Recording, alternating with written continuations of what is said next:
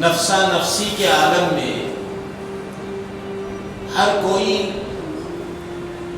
اپنی ذات کی، اپنے گھر والوں کی فکر میں لگا ہوا تھا۔ ہمت کے ساتھ وہ نوجوان تیار ہوئے کہ ماشاءاللہ اپنی جان کو خطرے میں ڈال کر اس کام کو لے کر آگے۔ ایسے وقت میں جہاں باپ کے جنازے کو بیٹا ہاتھ لگانے کے لیے تیار نہیں ہے، بیٹے کے جنازے کو باپ کندھا دینے کے لیے تیار نہیں ہے، پاس ہوا کہ مسلمان جو ہے برے وقت کو کھڑتا ہے۔ اگر صرف دعاؤں سے تقدیر بدلتی تو 313 نوجوانوں کو میدان پہ کھڑا کرنے کی ضرورت نہیں تھی۔ اگر صرف جوش اور جذبے سے کام ہوتا تو 313 کو نوجوانوں کو کھڑا کرنے کے بعد صاحبان میں جا کر دعا کی ضرورت نہیں تھی۔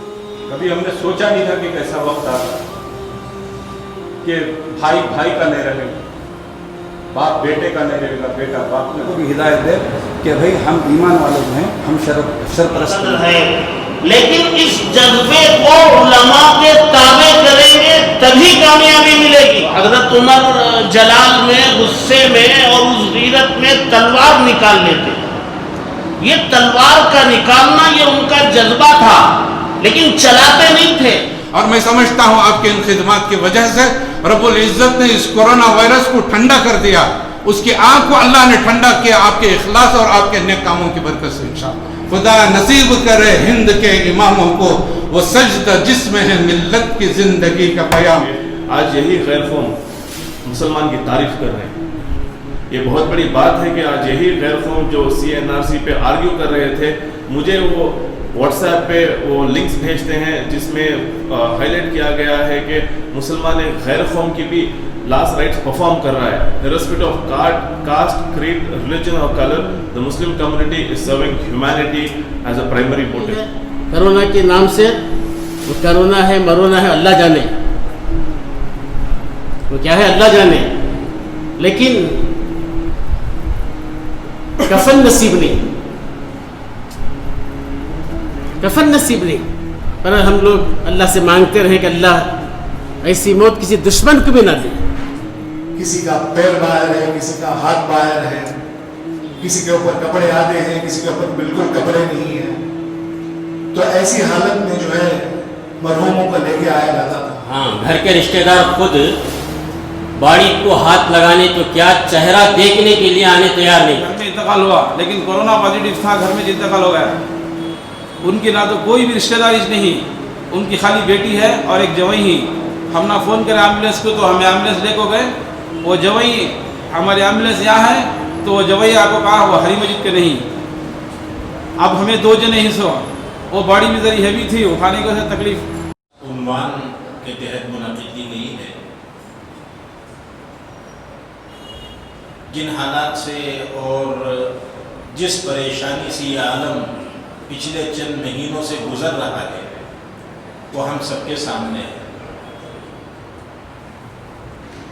کووڈ-19 کورونا وبائی بیماری اور اس کے سلسلے میں برتی جانے والی احتیاطی تدابیر اور لاک ڈاؤن کا سلسلہ جس سے پوری انسانیت پریشان ہو گئی۔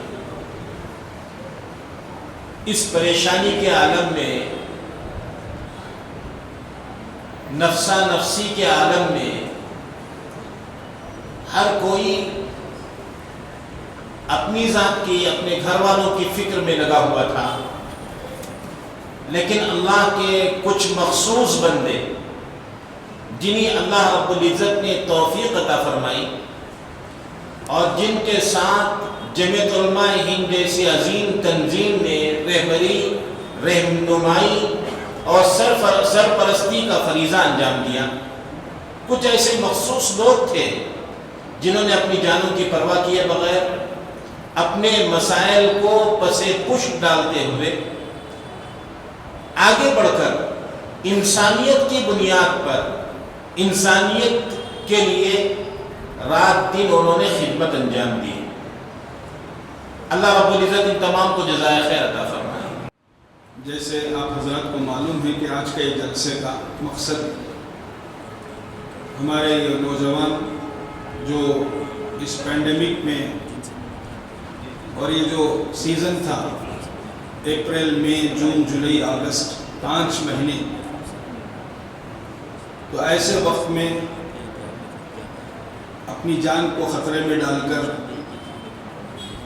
اور بے غرض ہو کر میدان میں اتر کر، جیسے ابھی مفتی صاحب نے بھی ہمارے سامنے بات رکھی کہ کام کیا، جب راشن کا مسئلہ آیا تو راشن کی ضرورت کو پورا کیا، پھر حالات بگڑتے گئے، تو پھر اس کے بعد جب حالات بہت زیادہ خطرناک ہو گئے تو ایسے وقت میں دوسرا جو کام تھا، یعنی نازک حالات میں خدا نخواستہ اگر کسی کا حادثہ ہو جائے، انتقال ہو جائے، تو ایسے وقت میں بالکل شریعت کی روشنی میں ان کی ترتیب بنائی جائے، اگر انتقال ہو جائے تو ان کے لیے تیمم کا انتظام کرنا، اور پھر جو ہے قبرستان میں نماز جنازہ کے ساتھ عزت و احترام کے ساتھ تدفین کرنا۔ ایک بہت بڑی ذمہ داری تھی، جمعیت علماء کے حوالے سے یہ کام ہمارے سپرد ہوا تھا۔ تو اپریل میں ایک ڈاکٹرز کے ساتھ ہماری ایک ٹیم تیار ہو گئی، تو تینوں قبرستانوں میں وہاں کے ذمہ داروں سے سب سے پہلے بات ہوئی، اور ماشاءاللہ اس وقت جو ہے وہاں کے ذمہ دار آئے ہیں، ٹانیری روڈ کے قبرستان کے ذمہ دار، وہ حضرات سے بات ہوئی کہ ایسے حالات بگڑنے والے ہیں، حالات ناسازگار ہونے والے ہیں، تو آپ حضرات اس سلسلے میں اجازت دیں۔ اسی طرح میسور روڈ قبرستان والوں سے بات ہوئی، اور اسی طرح جمعہ مسجد یعنی قدس صاحب قبرستان والوں سے بات ہوئی، اور پھر اس کے بعد وہاں نوجوانوں کی ٹیم تیار کی گئی۔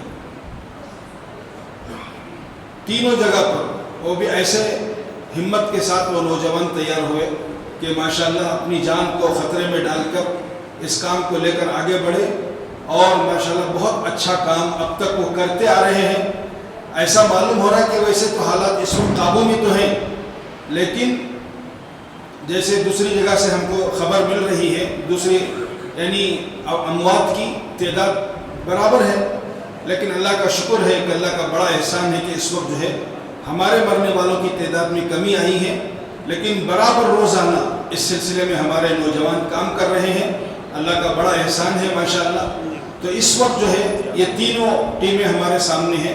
اس کے علاوہ ایک ضرورت انہی دنوں میں محسوس ہوئی کہ گیس کی، آکسیجن سلنڈرز کی، چونکہ ہاسپٹلوں میں بیڈ نہیں تھے، لوگ راستے میں مر رہے تھے، ایمبولینس میں مر رہے تھے، گھروں میں انتقال ہو رہا تھا، تو ایسے موقع پر کہ فوری طور پر ایک انتظام آکسیجن سلنڈرز کا ایک زون قائم کیا گیا، ایک بینک بنایا گیا، اور پہلا بینک ماشاءاللہ جمعیت علماء کی سرپرستی میں ایک بینک فرزٹون میں قائم کیا گیا۔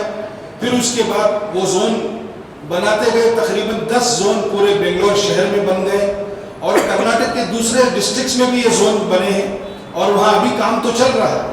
تو اس طرح ہزاروں لوگوں کو اس کے ذریعے سے رہبری ہوئی، یعنی ایک دو نہیں، ہزاروں لوگ آکسیجن سلنڈر لے جاتے تھے، ہاسپٹل میں بیڈ نہیں تھا، ڈاکٹر کا ریفرنس کی چٹھی لاتے تھے ہمارے پاس، اور ڈاکٹر صاحب کی چٹھی کے بغیر ہم کسی کو آکسیجن نہیں دیتے تھے، اس ریفرنس کے ساتھ ہم آکسیجن دیتے تھے، اور وہ آکسیجن لے جا کر گھر میں جب تک ڈاکٹر کی بات ہوتی تب تک وہ گھر میں رکھ کر علاج کرتے تھے۔ اس طرح بعض لوگوں نے آ کر یہ کارگزاری سنائی، حضرت اللہ آپ لوگوں کو جزائے خیر دے، جمعیت علماء والوں کو جزائے خیر دے کہ آپ حضرات نے ایک ایسی کوشش کی کہ امت کے جان کو بھی بچانے کے لیے اور امت کے مال کو بھی بچایا۔ آپ سب حضرات نے فائدہ پہنچانے کا کام کیا ہے، اور آپ کے فائدہ پہنچانے پر دنیا میں اللہ تبارک و تعالی نے اس کے اپنے گھر میں، خدا کے گھر میں خدا کی چلتی ہے، کسی اور کی نہیں چلتی۔ جنہوں نے پیدا کیے جانے کے مقصد کو پورا کرتے ہوئے لوگوں کو فائدہ پہنچانے کا کام کیا، اللہ نے انہیں اپنے گھر میں بلا کر زندگی میں اعزاز دیا، اور یہ بتایا کہ میرے گھر میں بلا کر کے دے رہا ہوں، کل میرے پاس آؤ گے تو میرے یہاں بھی اعزاز ملے گا۔ آؤ دنیا کو بتلائیں ہم ایک زندہ قوم ہیں، طرز عمل سے یہ دکھلائے ہم ایک زندہ قوم ہے. آؤ دنیا کو بتلائے ہم ایک زندہ قوم ہے. طرز عمل سے یہ دکھلائے ہم ایک زندہ قوم ہے. آؤ دنیا کو بتلائے ہم ایک زندہ قوم ہے. طرز عمل سے یہ دکھلائے ہم ایک زندہ قوم ہے. وہ جس نے اسلوب سکھایا انسانوں کو جینے کا، اپنا قائد اپنا رہبر ہے سالار مدینے کا. وہ جس نے اسلوب سکھایا انسانوں کو جینے کا، اپنا قائد اپنا رہبر ہے سالار مدینے کا، ہے سالار مدینے کا. کہنے سے پھر کیوں شرمائے ہم ایک زندہ قوم ہے. طرز عمل سے یہ دکھلائے ہم ایک زندہ قوم ہے. آؤ دنیا کو بتلائے ہم ایک زندہ قوم ہے. طرز عمل سے یہ دکھلائے ہم ایک زندہ